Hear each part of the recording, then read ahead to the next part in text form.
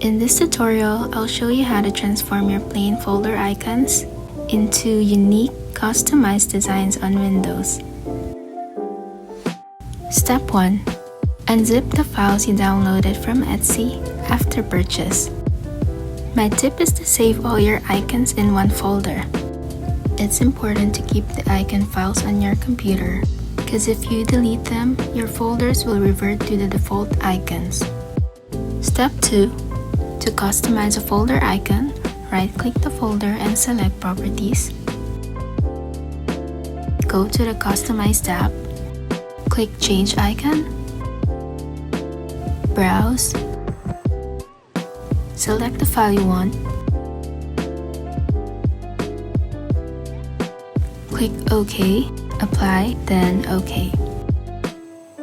Let's try one more time. Right-click the folder, Properties, Customize, Change Icon, browse, select the file, OK, apply, then OK, and you're done.